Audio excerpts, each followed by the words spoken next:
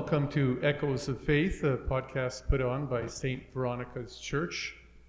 I'm here with parishioners Emma, Mike, and Vince, and I'm also here with Father Peter.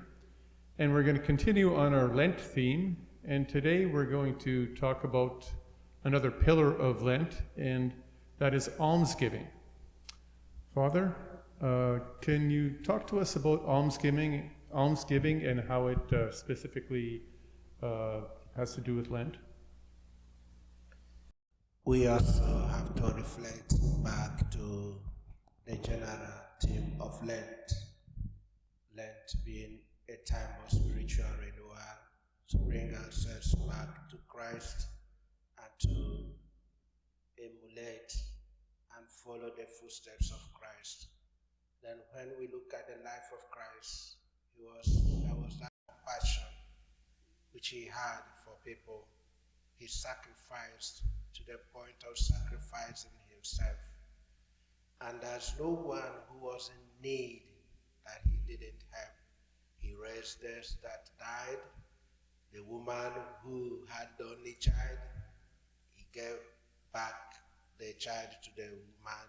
Those who were sick, he healed. So when we come to almsgiving, almsgiving, in a short way, I can say, is a way of helping those that are in need, showing our compassion, our love, our generosity to those that are in need. I am saying generally in need.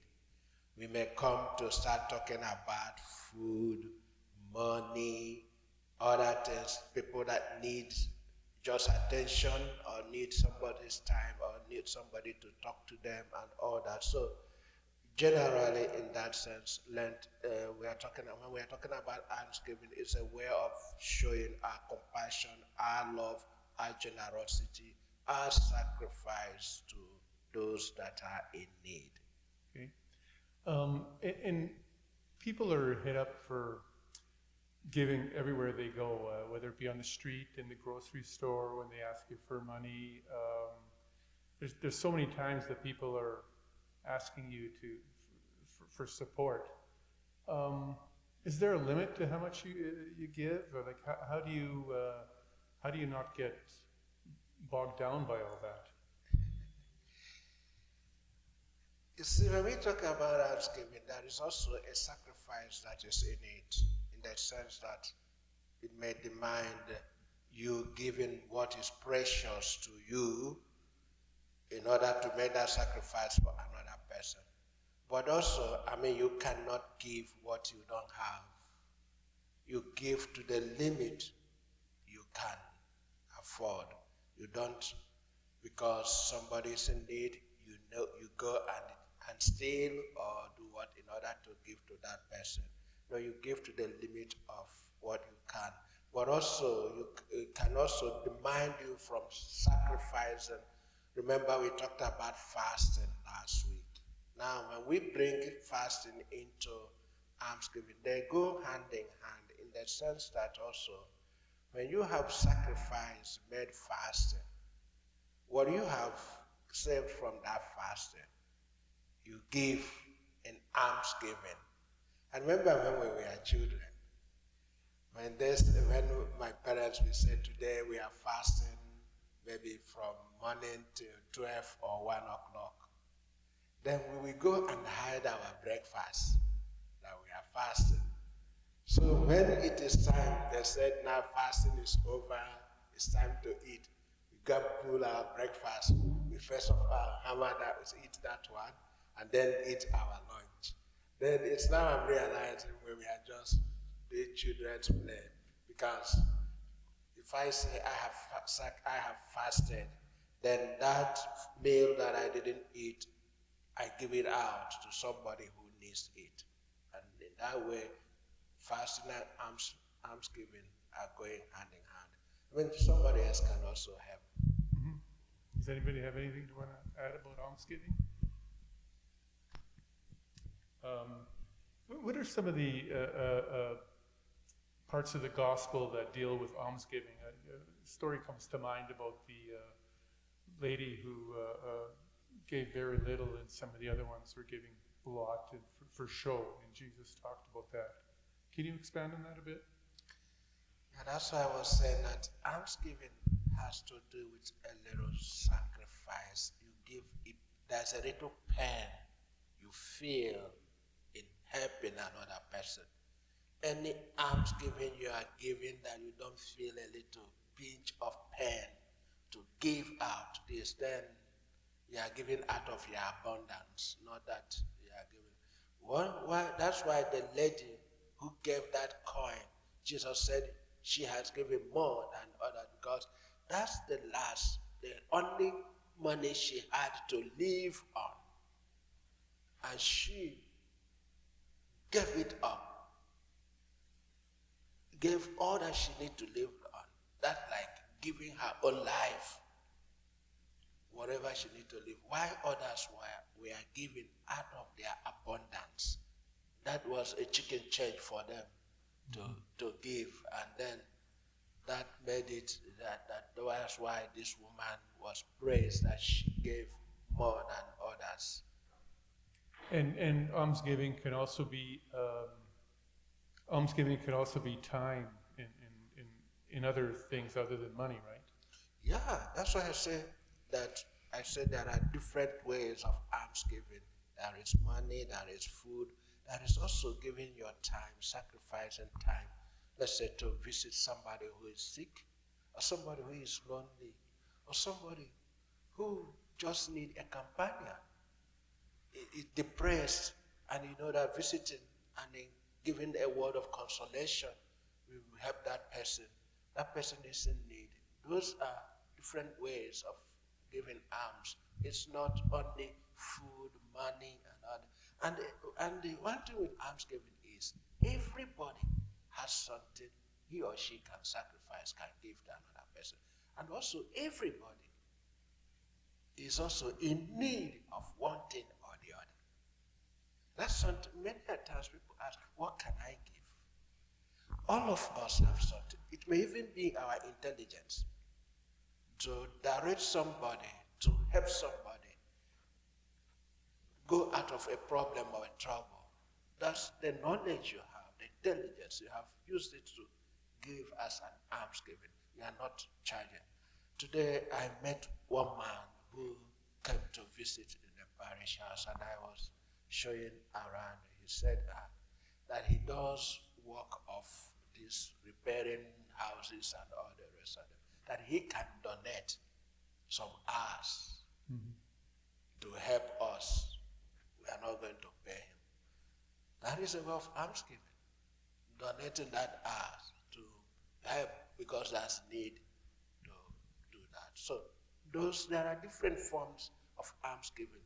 It's not limited. That's why I say everybody, every human being has something to offer, and also have something to receive. And that's one good thing about almsgiving, because that you cannot say it's beyond me, I don't have anything to offer. All of us are highly gifted by God. If it is not intelligent, it can be money, it can be wealth, it can be other things. It can be your time, sparing your time. Remember we talked about last week when we were talking about fasting, that somebody can say, I've been watching television maybe 4 hours, but during this Lent, I'm going to watch for only 1 hour or 2 hours. You use that 2 hours, the other hours, to help out, to visit those who need help, who need visitation, who needs to be talked to or cared for or help out. That is almsgiving. So we have a lot to give. Almsgiving and fasting. Fasting, I think, it's more internal, like you're trying to bring yourself to God, whereas almsgiving is you're helping somebody else. Yeah, but it's also almsgiving, they all help to remember. Almsgiving is really a practical way of illustrating what God asked us, what Christ asked us to give, to love our neighbor as ourselves. The practical way to love, to show that love, is through almsgiving. So it is both spiritual, it uplifts us also, it helps us in our journey. Almsgiving is kind of a ministry, and I think we're all called to do it. We're Christians, and Jesus expects us to love our neighbor and do things for our neighbor if we can. And in the matter of giving money or food or your time, just being there for people, I think that's the important thing. And if we stay still and listen to God's still loving voice, we will know exactly what he wants us to do. I really believe that. Thank you. I was just going to mention, kind of looking back on the last couple of prayer, fasting, and almsgiving. Like Frank mentioned, like prayer is kind of that internal strengthening and building and getting to know Christ, to be in a relationship with God. And then you have the fasting part, which also strengthens us. It reminds us of those things that we have attachments to that may be unhealthy, and there is that cleansing also that happens from fasting. Whereas almsgiving is kind of that outward movement into the world. That what Emma said is it's what the world needs. It's that it's that light that reflects out from us out into the world that desperately needs to experience that light of Christ in their lives. So I think that, and in that giving, we also receive. There's a grace there that we're reminded from God that this is what he wants us to do. And on the receiver end, there's also that grace that they receive that is from Christ as well. Yeah, when I think of almsgiving, what comes to mind for me is community. That's the word that seems to kind of come up in my head. Just give a brief example. I was recently in Michigan, on the other side of Mackinac, the Mackinac Bridge, where they had received a lot of the ice storms, and we had to stay overnight. And so we were actually invited to go and stay at a church. And so that was a beautiful example of almsgiving there. It was just volunteers of the parish that donated their time and effort to make sure that people had a warm place to stay, shelter, and food. And so it's just very fitting during the season of Lent. But anyway, community is what comes to my mind when I think of almsgiving. So in us, like we have been looking at all these pillars or arms of Lent, they all, one thing to bear in mind is there are ways in which we partake in Christ's life. Christ prayed always. Prayer was a key in everything he did. Prayer was the first. He would go a place to stay and to pray before anything he did. He had that relationship, that prayer, that time with his Father in order to get direction to move. He also fasted. When we talk about the 40 days fasting and all that, and through that way build up both the strength, both the relationship with the Father.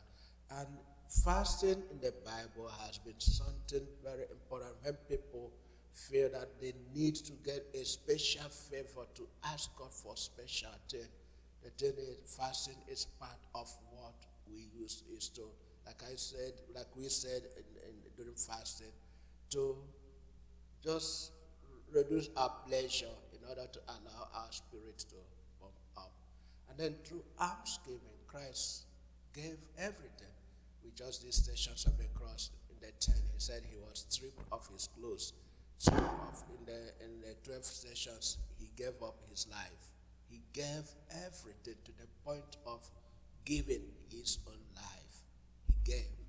And like Mike said, in giving, we received and we are enriched. So that's why during Lent, these are encouraged because they help us to practice the life of Christ. They help us to imitate Christ and to draw us more closer to Christ.